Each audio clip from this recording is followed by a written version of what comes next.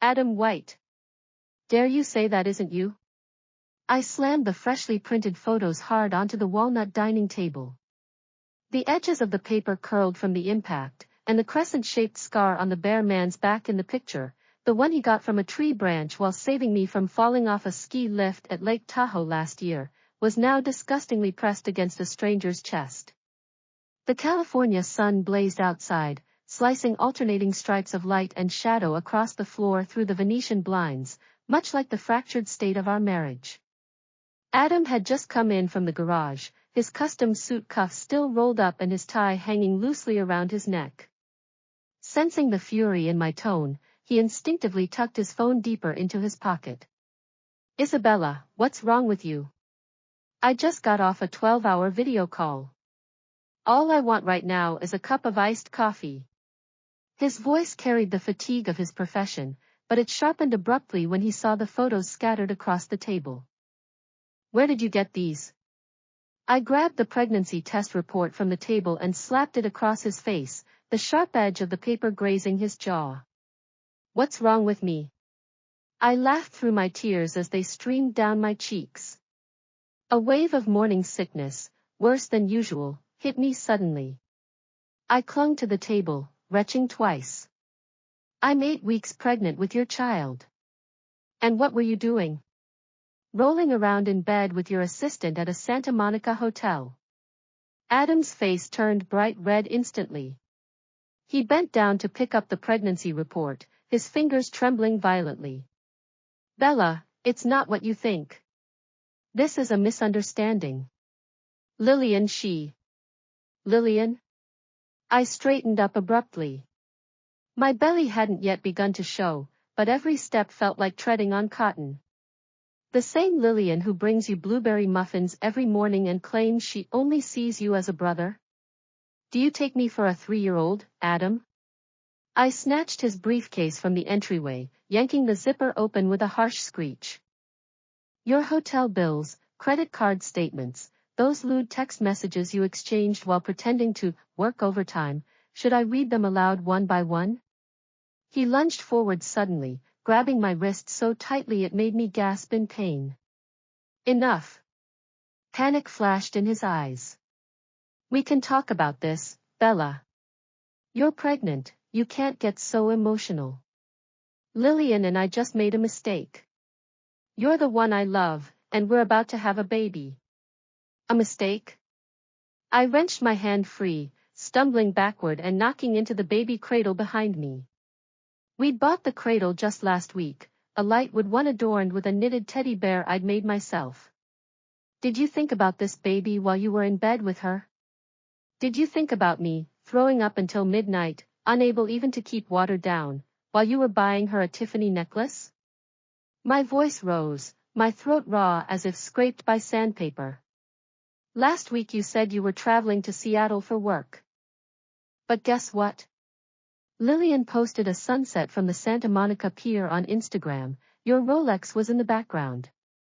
Adam's face drained of color. He opened his mouth as if to speak, but finally sank dejectedly into a dining chair, running his hands through his hair. I'm sorry, Bella. I really am. His voice turned hoarse. Lillian came on to me. I was so stressed with the project lately, I just lost control. I'll cut ties with her immediately, fire her right away. Can we start over? Watching his hypocritical display, memories of when we first met flooded back. It was at Stanford's graduation ceremony. He'd been in his cap and gown, holding a champagne flute, smiling as he said to me, a Portuguese exchange student, your eyes are like the sea in Lisbon. Back then, his eyes had sparkled with light. He'd wait for me until closing time at the cafe where I worked part-time, tucking my cold hands into his overcoat pocket. But now, all I saw in this man's eyes were lies and greed. Start over? I picked up my phone and unlocked it. Our family photo from last month was my lock screen, I hadn't shown yet, leaning against him with a beaming smile. Adam, do you know what matters most to Portuguese people? Loyalty. My mother moved with me from Lisbon to San Francisco because my father cheated on her. Betrayal is the thing I hate most in this world. I opened his work WeChat group, the executive group at Stardust Technology, his employer, with the CEO, COO, and over a dozen department heads. When Adam saw what I was doing, he sprang out of his chair, lunging for my phone. Isabella, don't be impulsive. This will ruin my career. He wrapped his arms tightly around my waist. I struggled, but a dull ache in my lower abdomen made me freeze. Let go of me. I shouted. You destroyed our family, how dare you try to save your career? Mrs. Martha, our neighbor, called from outside. She must have heard our argument. Isabella? Adam? Are you both okay? Mrs. Martha was a kind Jewish lady who often brought me loaves of her homemade rye bread. Adam hesitated for a split second. Taking advantage of his pause, I sent the clearest photo, Adam leaning down to kiss Lillian's collarbone, the hotel's iconic circular bathtub in the background, to the 200-person work group. I added a message, Stardust executive Adam White cheats on his pregnant wife with subordinate Lillian. Location, Ritz-Carlton Santa Monica. Date, June 17, the same day he claimed to be on a business trip to Seattle. The moment the "sent successfully" notification popped up, Adam collapsed to the floor as if all his strength had been drained. His phone slipped out of his pocket, the screen lighting up to show a message from Lillian. Adam, when are you going to tell your wife the truth? I can't wait to be your bride. Reading that message made my stomach churn. I staggered to the bathroom, dropping to my knees and retching violently over the toilet. Morning sickness had already been terrible, and the heated argument only made it worse. Adam followed me in, reaching out to rub my back, but I shoved him away. Don't touch me, I said, my voice breaking. From now on, you sleep in the guest room. This house is an inheritance from my parents, you have no right to be here. He stood frozen, his face expressionless as if awaiting judgment. I looked up at myself in the mirror, pale skin, red-rimmed eyes. Once, Adam had praised my eyes as the sea in Lisbon, now they held nothing but exhaustion and despair. I touched my still flat abdomen, where a new life was growing. Suddenly, I felt unshakably determined, even without Adam, I would raise this child well. That night, I couldn't sleep. I got up and sorted through the evidence I'd collected, a stack of hotel receipts from the Ritz-Carlton Santa Monica, credit card bills showing purchases at Tiffany Company and Sephora, none of which were for me, and screenshots of Adam's flirtatious messages with Lillian. Each item felt like a knife twisting in my chest, but I forced myself to organize them neatly in a folder. I knew I needed to be strong, not just for myself, but for the baby. That afternoon, Adam's phone rang non-stop. First, his direct supervisor, COO Mark, called, ordering him to the office immediately in a stern tone. Then his mother, the Texas matron who'd always looked down on me, screamed at me over the phone, calling me a career ruiner and a vicious woman. I blocked her number right away. She'd never liked me, thinking a Portuguese immigrant wasn't good enough for her Stanford-educated son. Later, I received a text from an unknown number, which I quickly realized was Lillian. It read, "You think you've won? Adam will come back to me. He only married you because he thought you were stable. You're just a placeholder."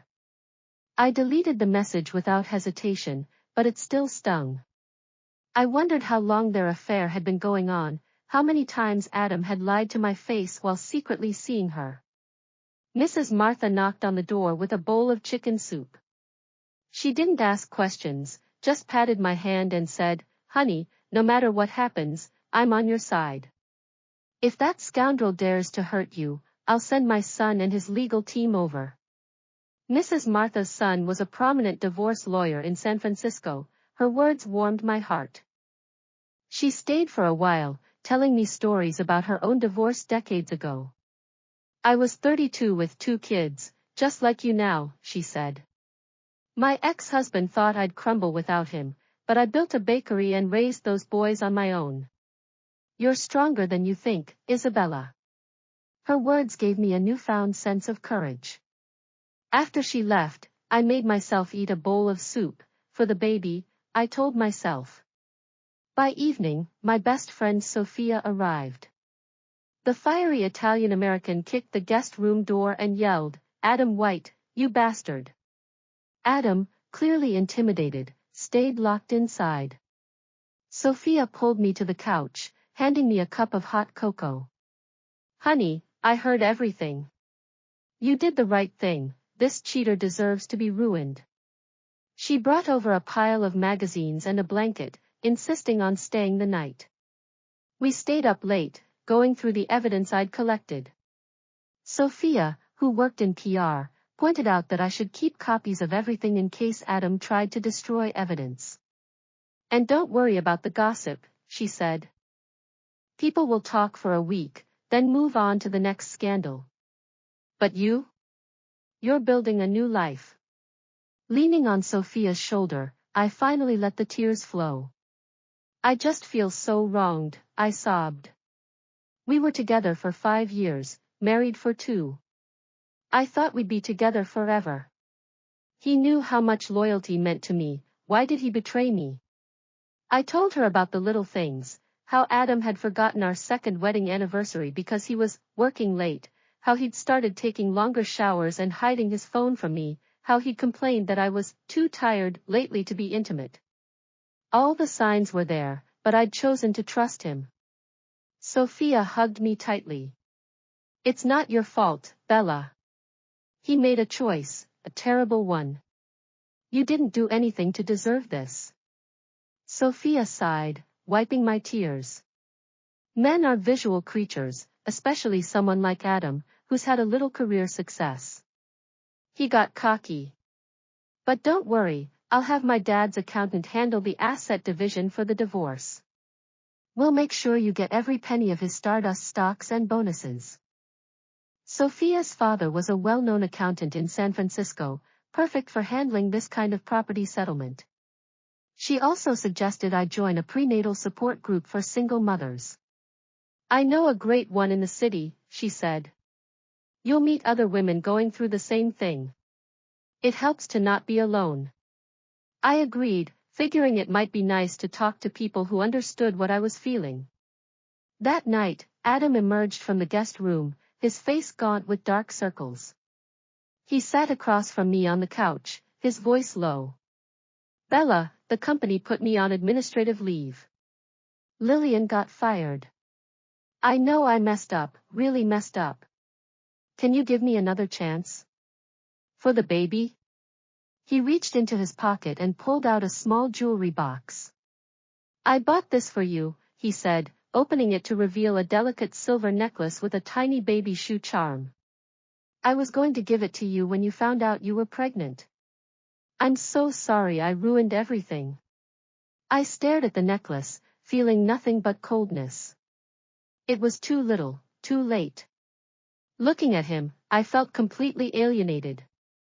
"Adam, this baby is mine, not ours," I said calmly. "I'll have my lawyer send you the divorce papers tomorrow. I'll have the movers pack your things and leave them in the garage.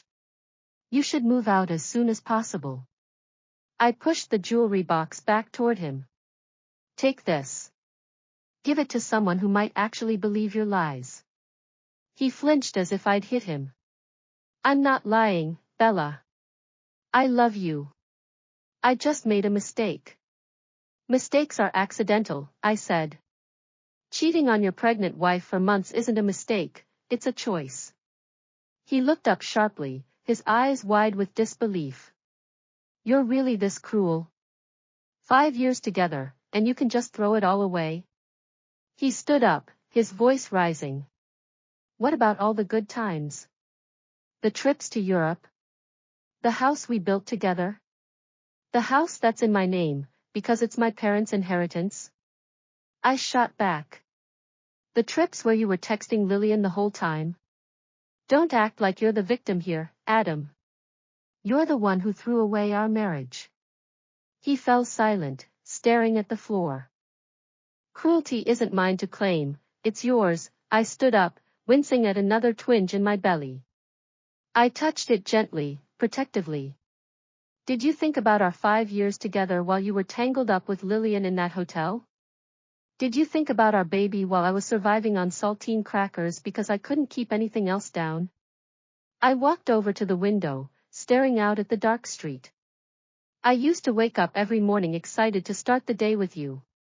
Now I just feel relieved when you're not here. That's what you did to us.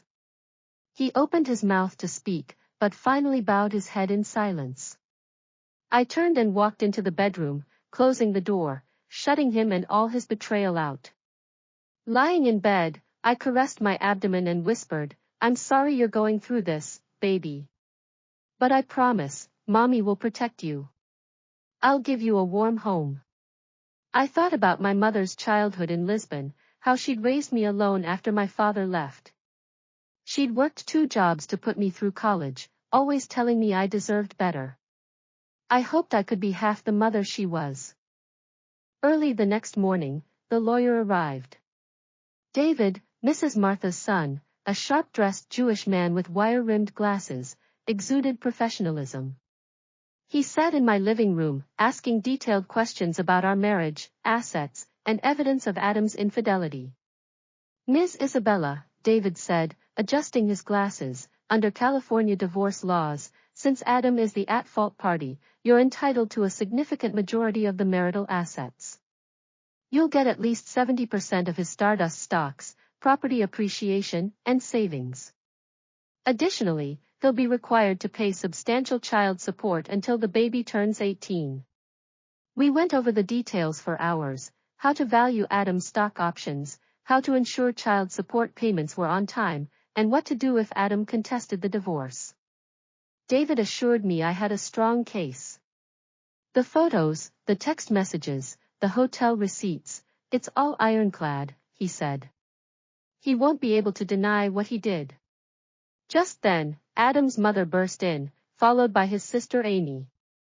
"Isabella, you bitch." She pointed a finger at my face. "You ruined my son's career, and now you want to steal his money? Over my dead body." She was wearing a bright pink tracksuit and had a perm that looked like it hadn't been washed in days. Amy, who was dressed in a frumpy sweater and jeans, stood beside her, nodding vigorously. "Mom's right," she said. "You're just a gold digger. You married Adam for his money, and now you're trying to take everything." I couldn't help but laugh. "If I wanted money, I wouldn't have married Adam," I said. "I have my own career as a translator. This house is mine. The only thing I'm taking is what I'm entitled to, and what my baby needs." Amy chimed in, "My brother made a mistake, a small one.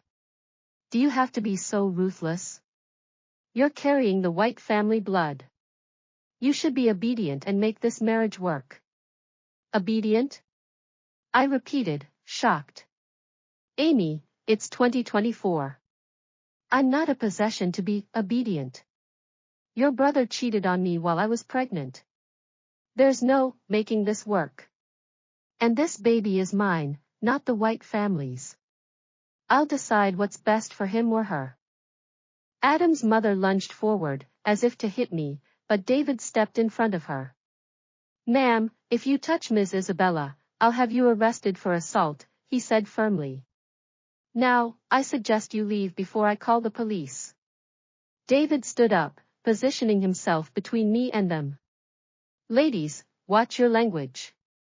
Ms. Isabella is the victim here. Adam's marital infidelity makes him the at-fault party, and California law entitles her to a larger share of assets. If you continue to verbally abuse Ms. Isabella, I will file a defamation lawsuit against you both." He pulled out a business card and handed it to Adam's mother.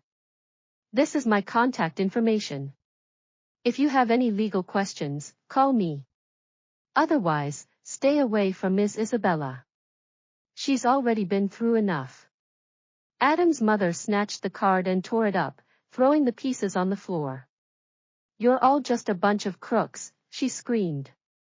Adam's mother, clearly unprepared for a lawyer, looked flustered but stubborn. The Whites have plenty of money. We're not afraid of a lawsuit. Money won't change the facts, David said. Adam cheated. That's on record. A judge won't look kindly on his actions, or yours, if you keep harassing Ms. Isabella. I stood up, placing a hand on my belly. Please leave, I said. I don't want to have to call the police, but I will if I have to. Adam's mother glared at me, but finally turned to leave, with Amy trailing behind her. This isn't over, she yelled as she slammed the door.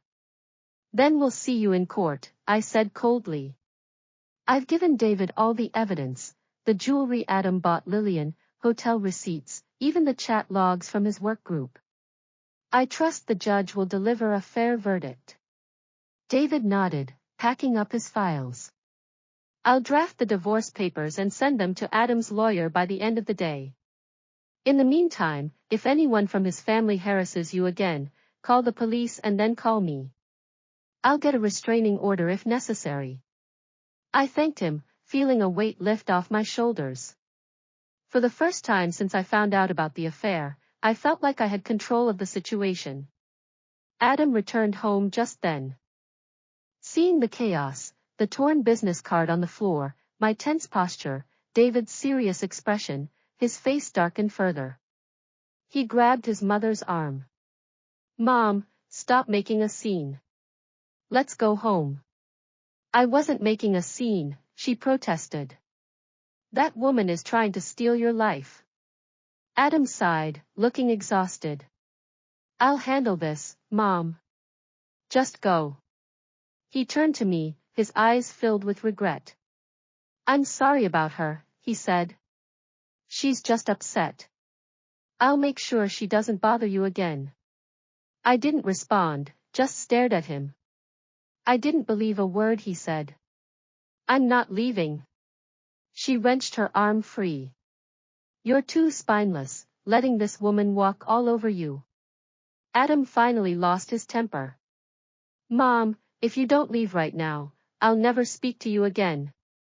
His mother looked shocked, then hurt. She stared at him for a moment, then turned and stormed out, with Amy rushing after her. Adam turned to me, his shoulders slumping. I'm really sorry, Bella. I know that doesn't fix anything, but I am. I just shook my head.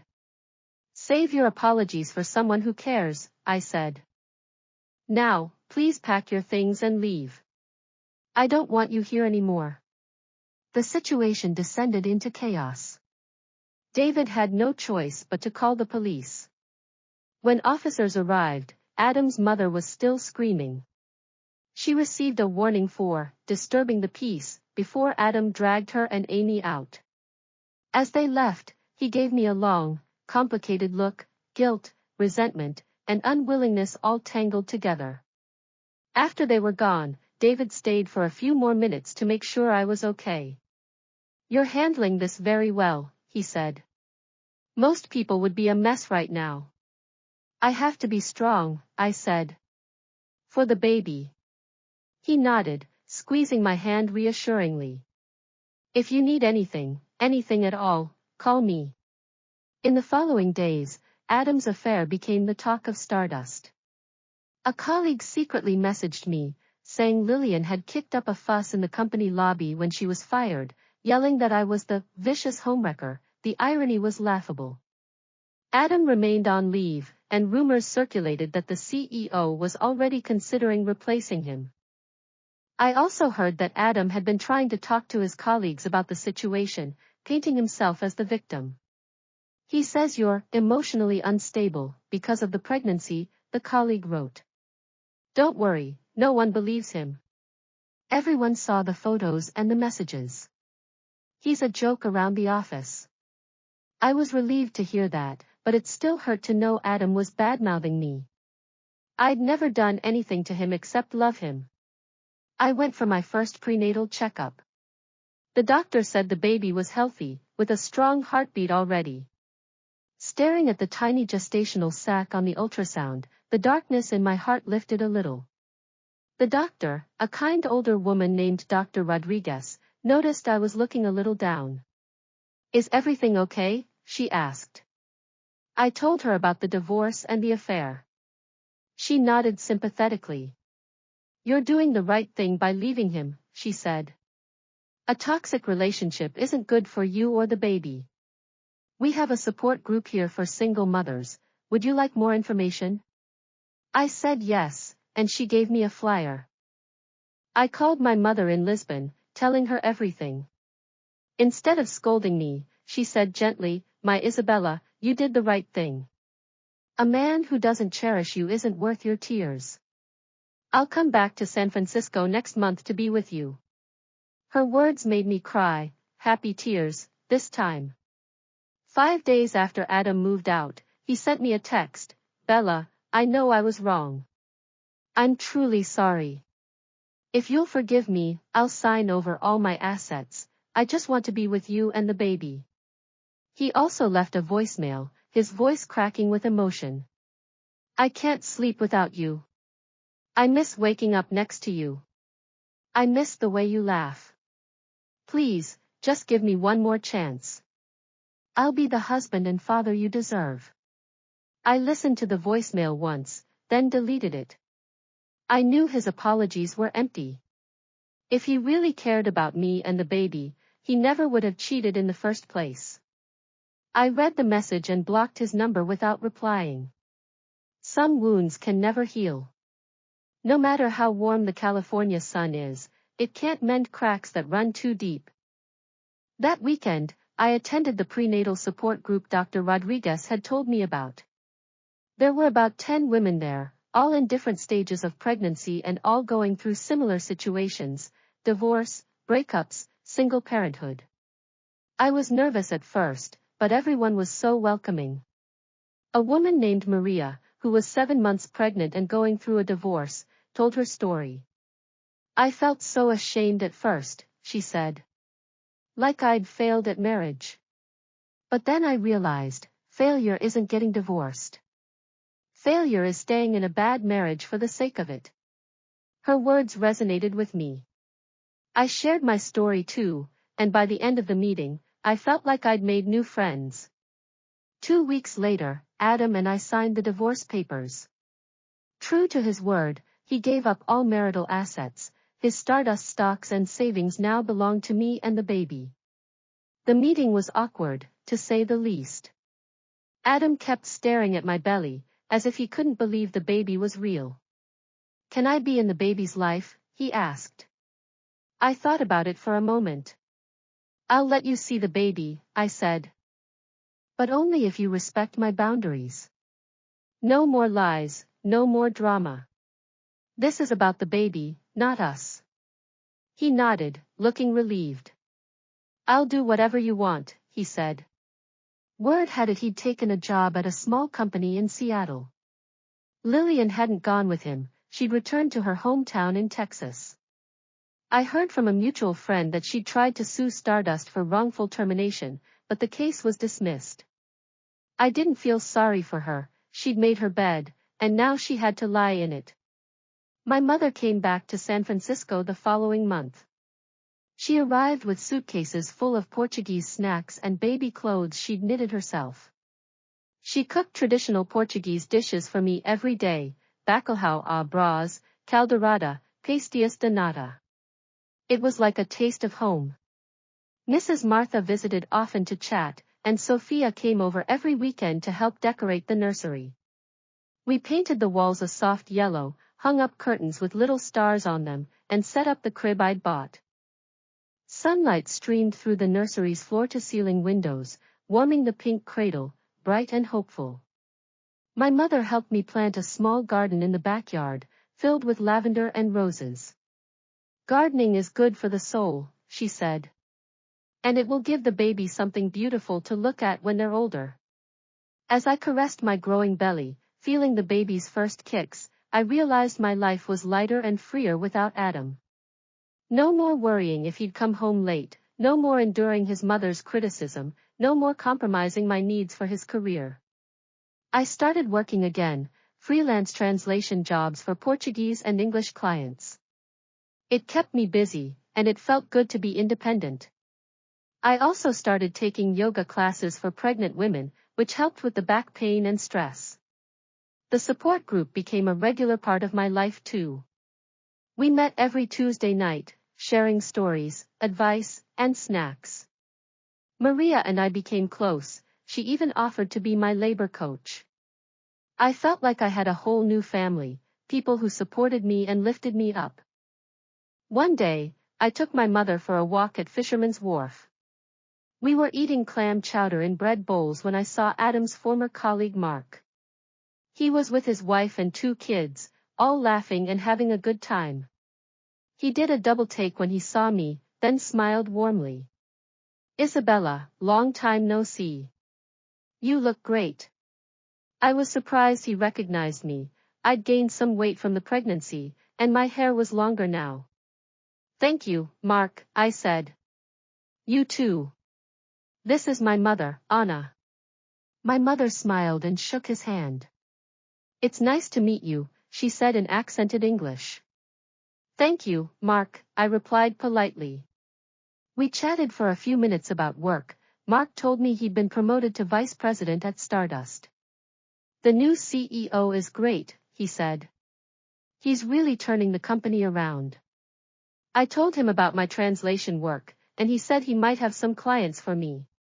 "A lot of our international partners speak Portuguese," he said. "I'll send you their contact information." I thanked him, feeling grateful for the opportunity. "Adam, he moved to Seattle. Word is he's not doing well," Mark said hesitantly. "He talks about you a lot, actually. Says he's sorry." I wasn't surprised. Adam had always been good at feeling sorry for himself. "I hope he gets his life together," I said. "For his own sake." Mark nodded. "He's really messed up. He lost a great woman and a chance to be a father." I tried to tell him that, but he didn't want to listen. I didn't say anything else. I didn't want to waste any more energy thinking about Adam. I smiled silently. Regret meant nothing now. Some mistakes, once made, could never be undone. Like the waves at Fisherman's Wharf, they crash against the rocks, leave a damp mark, then roll away, never to return. As Mark walked away with his family, my mother squeezed my hand. "You did the right thing," she said. "I'm so proud of you." I leaned my head on her shoulder, watching the waves. For the first time in months, I felt completely at peace. The sun dipped below the horizon, gilding the waters of San Francisco Bay. My mother linked her arm through mine. "See? We're doing just fine without him," she said softly. We walked back to the car, talking about the baby. My mother wanted to name the baby after her mother, Clara if it was a girl, Carlos if it was a boy. I liked the idea. It would be a way to honor our family and our Portuguese roots. As we drove home, I looked out the window at the city lights. San Francisco had always felt like home, but now it felt like a new beginning. I nodded, gazing at the Golden Gate Bridge in the distance, my heart full of hope. I knew the road ahead wouldn't be easy, raising a child alone would have its challenges. But I wasn't afraid. With my mother's love, Sophia's loyalty, and Mrs. Martha's kindness, and with this little life growing inside me, I had all the strength I needed. I also had my work, my friends from the support group, and a house full of love. I thought about the baby, about holding him or her for the first time, about watching them grow up, about teaching them to speak Portuguese and English, about taking them to Lisbon to meet our family. It was a bright future, and I was ready for it. The California sun still shone warmly. And the cracks in my life? They were slowly healing, stitched together with love and hope. When this baby was born, I would be the best mother I could be, giving her a home filled with sunlight and truth, no lies, no betrayal, just love. A few months later, I gave birth to a healthy baby girl. I named her Clara, after my grandmother. Adam came to visit once, holding her carefully and looking at her with so much love it made my heart ache a little. She has your eyes, he said. Like the sea in Lisbon. I smiled. Yes, she does. For a moment, there was peace between us. Not love, not forgiveness, just acceptance. And that was enough. Clara and I would be okay. We had each other, and that was all that mattered.